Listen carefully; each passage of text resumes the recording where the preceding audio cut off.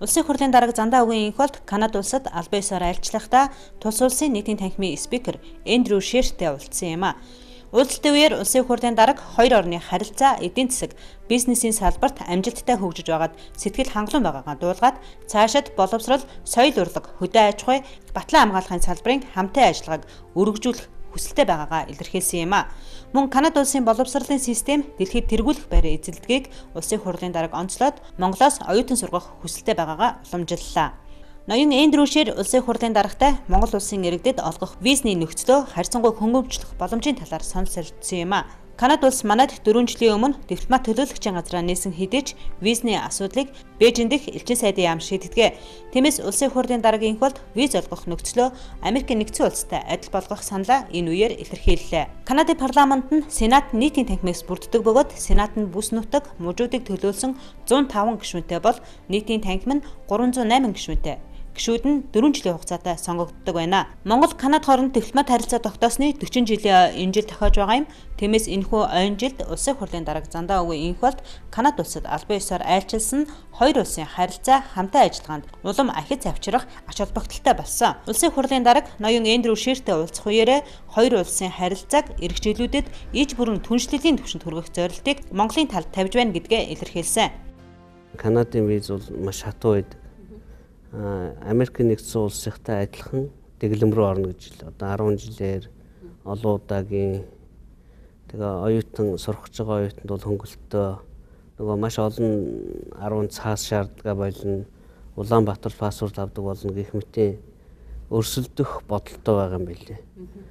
Хэрвээ тэгэхгүй бол одоо зөвхөн мөнгөө төлөөд сурч байгаа Америкт байгаа монгол оюутнууд 5,000 байхад Канадад бол 500 байна шүү дээ. Тэгэхээр хоёр хөрш орон сургуулиуд нь адилхан чанартайгаа бодоход бол Канада бол тэргээр хоцорч байгаагаа бас ойлгож байгаа. Дээр нь виз ингээ хатуу байгаад байх юм бол бизнесийн улсуудаас хоорондоо ирж очих боломжгүй, ирж очихгүй болохоор бизнес ус хийгдэхгүй гэдэг ийм зүйлийг бол Монгол Канада хоёр бол ойлгоод визийнхаа дэглэмийг хөнгөлөхөөр ярьж байгаа. Манай ер нь ямар ч оюутан сурагч эдгээр ихтэй Канадын ихтэй сургуулиудын одоо онлайнаар интернетээр орж үзээд тэрний болцлыг хангасан дээр нь өөрөө мөнгөтэй бол ямар ч хүн ирээд сурах бүрэн боломжтой. Нэгдүгээр. Хоёрдугаарт бол одоо бас илүү дээр нэг боломж нээгдсэн гэдгийг би хэлмээр байна. Тэгээ Бритиш Колумбийн их сургууль гэдэг одоо эхэлж байна л да тийм ээ. Том их сургууль шүү дээ одоо бид нэр очин тийм ээ. Тэр их сургууль чинь бол манай боловсрол шинжилгээ ухааны яамтай баримтч үг хамтын ажиллагааны баримтч үг байгуулсан. Түүгээр бол одоо бакалаврын дараагийн шатны сургалт буюу мастер одоо эрдмийн докторийн зэрэг шатанд бол манай монголчууд Канада оюутны нөхцлөөр сурна. Энэ юу гэсэн үг вэ?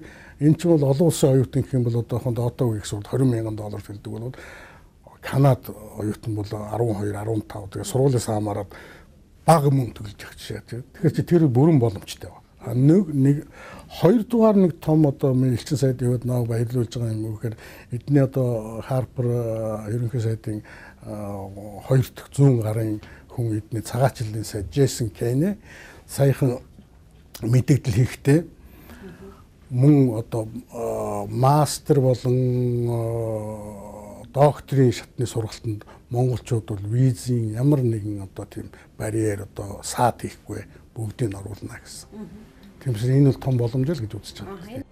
Улсын хурлын даргагийн инхолд Канадын парламент дахь Канада-Монголын найрамдлын бүлгийн дарга сенатор Жозеф Дэ Бритиш Колумб мужийн парламентын спикер Билл Борисов нартай мөн уулзлаа. Ноён Билл Борисовтой уулзах үеэрээ Монгол улс Бритиш Колумб мужийн хоорондын худалдааг нэмэгдүүлэх, уул уурхай, хөдөө аж ахуй, дэд бүтэц, соёл боловсрол, байгаль орчин, аялал жуулчлал, шинжлэх ухаан, технологи зэрэгт тодорхой салбаруудад хамтран ажиллах өргөн боломж байгаа талаар мэдэгдсэн. Монгол Канадын хооронд уул уурхай хөрөнгө оруулалтын юу бол их сайн урагшилсан байна. Бид нар боловсролоо мартсан байна. Соёл урлаг одоо хөдөө аж ахуй бусад юунуудаа хөгжүүлээгүй байна. Ялангуяа хөдөө аж ахуйг ирээд байна. Ягаад гэвэл яг манайтай адилхан хуурай, хөвтөн, газар ургадаг, ургамлууд эдний дөрүүд нь байна шүү дээ. технологи нь байна. Бид нар хөдөө аж ахуйн музей гэж үзсэн шүү дээ. Оттавад. Европоос ирсэн хүмүүст хүүтэн нөхцөлд яаж фермэ байгуулах уу, яаж ургуулах уу, өрөө солих уу гэд хичээл заадаг байсан тэр туршилтын үйлдвэр үйлээ шин. Тэгэхээр яг эднэрийн одоо олон зуун жил торимтлуулсан хүүтэн одоо цаг ууртай газар ажилладаг бүх туршлага бол бидэнд шууд хэрэг болж байгаа. Дэлхийг одоо Канадын үр тарианы экспорт бол жил болгон 55 сая хүнийг хооллохоор ийм үр тарианы экспорт хийдэг гэдэг өнөөдөр портон дээр ирж илээ л дээ. Тэгэхээр өөрөөхөө 20 сая хүнийг хангачаа дахиад тийм их хэмжээний экспортлно гэдэг бол Канадын хөдөө аж ахуй ямар өрсөлдөх чадвартай байгааг харуулж байгаа. Тэгээ газар нутгийн хувьд цагаараа хувьд манайхаас илүү гараад байх юм байхгүй. Үлдээ хасах төвч зундаа нэмэх төвч хүрдэг ийм л газар шүү дээ. Тэгэхээр бидэнд бол хөдөө аж ахуйн салбарт хамтран ажиллах эдний зүгээс суралцах зүйл бол манад их байгаа. Ийм мэтэр бол Канада Монголын харилцаа зөвхөн уулуурхаагаар хязгаарлагдахгүй маа гэдгийг хэлж явсан. Тийм ээ, Монгол Канадын харилцаа бол монголчууд одоо бүгдээр мэдж байгаа даа. Канад гэхээр л одоо уулуурхай гээл. Тэгээд одоо сайн янз бүрийн зөрчилтэй, янз бүрийн маргаантай оюу толгоос тэгэл тэгэл маш олон компани Торонтогийн хөрөнгөний бирж бүтгсэн 10-аад одоо компани Монгол улсад үйл ажиллагаа явуулдаг шүү дээ. Тэндээс бол одоо тэр Туркоцил ресурсл буюу хуучин аймаг маань нэг л манайхан сайн мэдхээс бус нь олон компаниуд бол манайд үйл ажиллагаа явуулж байна. Канадад бол анх одоо зоригтой манайд хөрөнгө оруулж ирсэн ерөнхий одоо хөгжилтэй орн шүү дээ. Канадад бас одоо Монголд үйл ажиллагаа явуулж байгаа томхон компани төлөөлөлтөд уулзсан тэд бас л мөн адилхан одоо хөрөнгө оруулалтын хуулийн талаараас асууж байсан. Өөр одоо танаас хүссэн ямар нэгэн хүсэлт байгаа болов уу? Борооголдын нэг авархан урт нэртэй хуулинд хамрагдсан байгаа. Тэгээд тэрийг яах вэ гэдэг асуултыг тавьж илээ. Бид нар урт нэртэй хуулиас өмнө энэ ордыг аваад тэгээд энэ хэрвээ ордыг ашиглах юм бол одоо Монголд татвараар ийм гээд хамаг тоонууд яриа л л. Тэрийг бол улсын их хурл өөрөө засгийн газрын урт нэртэй хуулийг хэрхэн хэрэгжүүлэхээ хүлээгээ сууж байгаа. Тэр ерөнхий юм дотор л орж идэгдгээс өөр аргагүй тийм байдалтай байгаа. Ер нь бол хөрөнгө оруулсан компаниуд ирсэн. Хөрөнгө оруулъя гэж бодож байгаа бас ганц 2 компани ирсэн. Тэд нар бол энэ 90-ийн асуудлыг яах вэ? Урт нэртэй хуулийг яах вэ? Гадаадын хөрөнгө оруулалтын өнгөрсөн жилийн 5 сарын хуулийг яах вэ гэдэг ингээд харзансан байдалтай байгаа нь бол мэдэгдэж байна.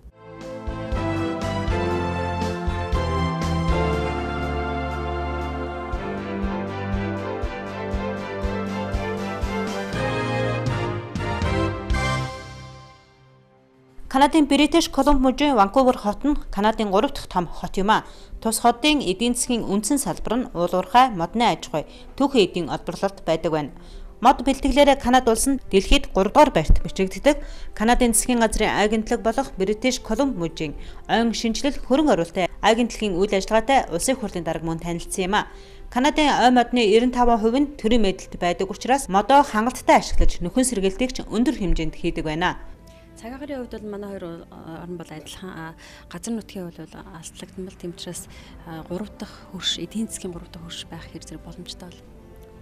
Ер нь бол манай хоёр хөршөөс бусд нь бүгд 3 дахь хөршүүд байгаа. Тэгээд Хойд Америк бол энэ дотор их том байр суурь эзэлдэг. Хүн ам нь тархуу. Манайхаас одоо хэд дахин том нутагтай. Хүн ам нь мэдээж их л дээ. Тэгэхдээ нөгөө малчин айлд очно гэдэг шиг эдгээр бол онгоцоор явахаас өөр аргагүй тийм олон газартай байна шин. Тэгээд хүүтэн, хуурай. Тэгэхээр эдний амьдардаг байр, явдаг одоо зам харгуу бүх л юм бид нар таарад байгаа. Урдаа дэлхийн номер 1 эдийн засагтай түүхий дээр хангаж өгч байна. Одоо бол өрсөлдөх чадвараа сайжруулсаар байгаад Канадын аж үйлдвэр бол Америкт өрсөлдөж шин. Манай өмнө дэлхийн номер 2 эдийн засаг байна. Бид одоохондоо түүхий дээр хангаж байна. Тэгээ гадаад худалдааны бодлого бол их чухал байна. Манайхаас ялгаатай далаад гарцтай байна. Тэрүүгээрээ давуу талтай. Би бол Америкчдэр, Канадчдэр бизнесийнхэнтэй уулзахдаа та нар Монголыг 2 сая 800 мянган хүний зах зээл гэж хараад байна. Дэлхийн худалдааны байгууллагад илссэн 1.5 тэрбум хүний зах зээл гэж хараа. Урт талд 1.2 нь хойд талд 300 сая хүн байна. Бид бол 2 хөршдөгөө өрсөлдөхүүц хөрөнгө оруулалтын нөхцөл үүсгэж өгөө. Та нар ирцгээ, юмаа хийцгээ, 2 тал руугаа зараа. Ингэж уриалж яваад байна. Улсын хурлын дарга инх бол тэргүүтээ Монголын парламентын төлөөлөгчид мод үйлдвэрлэлээр дэлхийд алдартай Linwood Indrex компаниуд мөн зочилсон. Канад Монголын цаг агаарын нөхцөл байдал нэлээд төстэй. Тиймээс манай улс Канадхаа улсыг нэвтрүүлээд байгаа Канад модон байшин нь 80-аас 100 жилийн баталгаатай байдаг байна. 2013 онд улсын төсвийн хөрөнгөөр 3 суманд сургууль, цэцэрлэг, эмнэлгийн шинэ барилгыг Канад технологиор барихаар шийдвэрлсэн.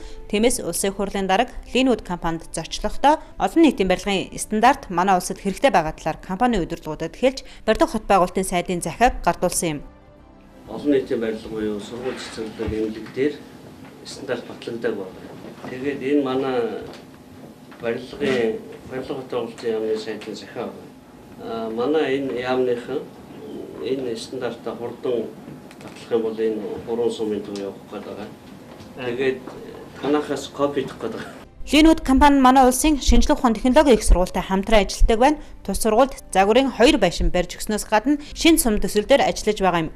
Сүүлийн жилүүдэд хотын Аслагдмал дүүрэг, зарим аймгийн сумдад цэцэрлэг сургуулийн барилгыг барьж өгчээ.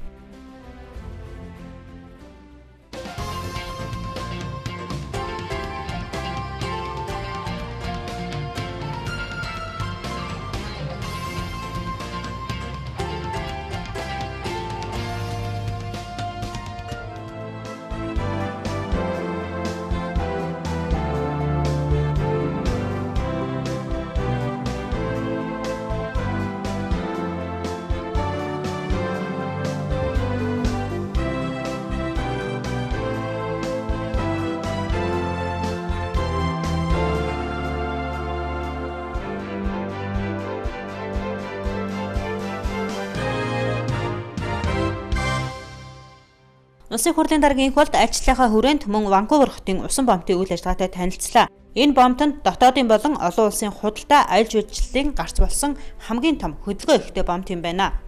Сая бид нар бүгд цаг явж ин портод танилцж байна. Газрын тоос, мод, бордо, үр тариа, машин одоо бүхэл юм экспортлдог, импортлдог. Баруун Канадын баруун өргөний хамгийн том порт юм байна. Зөвхөн мод нь ихэд жилдээ 350 мянган айлын байшин барихаар хэмжээний мод жил болгон экспортлдог гэж байна. 2 жилийн өмнө Америкт моргжийн кризис болсон үед эдний мод одоогоос 2 дахин амтхан байсан. Тэгээ тэр модоор өөр хангаад 75 квадрат метр нэг айлын сууц буюу одоо багийн төв барихад 500 мянга доллар төлсөн шин. Канадын банц юун дээр баталгаа өгч байгаа хатаалт хамаг юм нь тэр банцыг Вашингтон хан дотор хийчихэд 100 жил болоход хэлбэр дүрсээ өөрчлөхгүй, хатахгүй, хугарахгүй, суурахгүй гэдэг баталгаа байна. Оросын модны хатаалт одоо бусад бүх улс орнуудыг хийгээд яхад тийм баталгаа байхгүй дээр гол нь байгаа юм байна. Канадаас манай авдаг 2 гол юм банц ОСП 2 байгаа. Хятадын ОСП чанарын шаардлага хангахгүй байгаа. Дулаалгын материалууд бид өөрсдөө хоньны носоор хийж байгаа. Ойрын үед одоо бүгдийг өөрийгөө хангана шүү дээ. Канадын эдийн засгийн гол хөдөлгүүр хэсгийн нэг энэ бомбоор 130 гаруй улс оронтой худалдаа хийж 75 тэрбум Канада долларын үн бүхий 103 сая куб метр карго ачдаг. Энэ бомбоос Канадын дотоодын нийт бүтээгдэхүүнд жилд 10.5 тэрбум Канада долларын орлого ордог байна.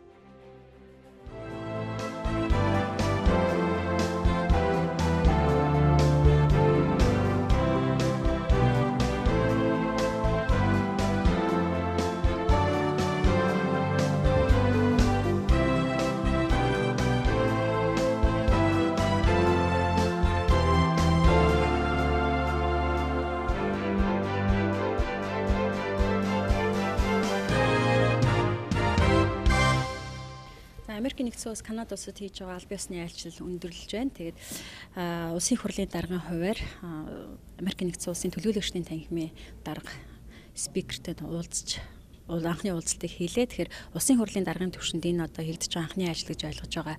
Тэгэд энэ айлчлалаар одоо ямар үр дүн, ямар яриа хэлцэр хийсэн бол? Гончигдор даргын айлчлалаас хойш тэгээд анхны сүүлийн 10 хэдэн жил анхны айлчлал болж байгаа. Тэгээд Америкийн нэгдсэн улсын айлчлал зөвхөн Вашингтонд спикер Джон Бойнертой уулзахаас эхлэегүй.